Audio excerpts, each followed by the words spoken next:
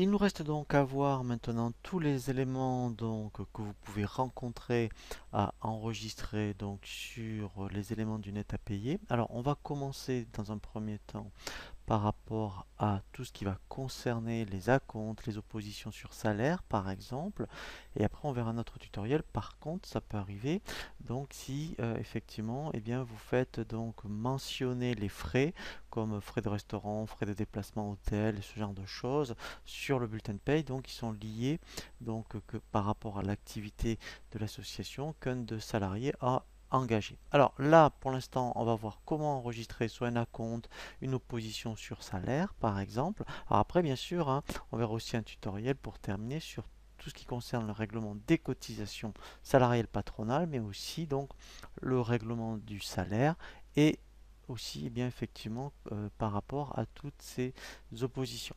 Donc ici en fait on va voir déjà pour constater par exemple un acompte donc sur le bulletin de paye. Alors là il n'y en a pas hein, sur le bulletin de paye, mais c'est pour vous montrer où c'est que ça se situe. Ici par exemple avant le net à payer, eh bien vous auriez effectivement, vous voyez, avance, acompte ou par exemple saisie arrêt.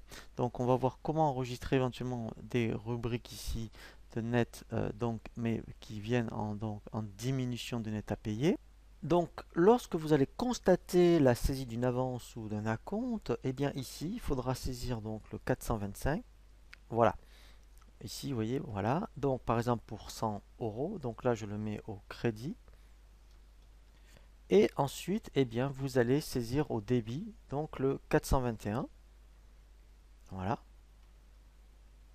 Et ensuite, après, bien, là, on constate la compte et après, on verra effectivement le règlement de la compte. Donc, c'est le même principe pour les oppositions sur salaire. Donc là, en fait, au lieu d'être le 425, ça sera le 427.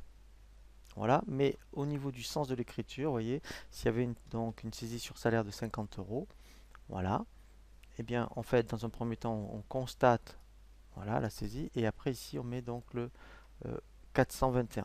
Voilà, donc ça en fait, c'est vraiment tout ce qui concerne donc au niveau du net à payer, donc ce qui vient en diminution. Mais après, effectivement, vous pouvez avoir aussi donc des remboursements de frais. Donc là, après, effectivement, un salarié donc, dans une association doit assister à un séminaire. Donc, il a des frais. Donc, il vous les présente sur justificatif. Donc, vous en bas de bulletin de paye, eh bien, vous les mentionnez. Donc, au niveau du net à payer, il aura son net à payer plus ses remboursements de frais. Eh bien là, tout simplement, en fait, on fait ajouter. Et là, en fait, eh bien, tout simplement, ça sera, alors, si c'est des remboursements de frais, vous voyez, ça sera le compte 625. Voilà, voilà, par exemple, un frais de restaurant, par exemple. Voilà.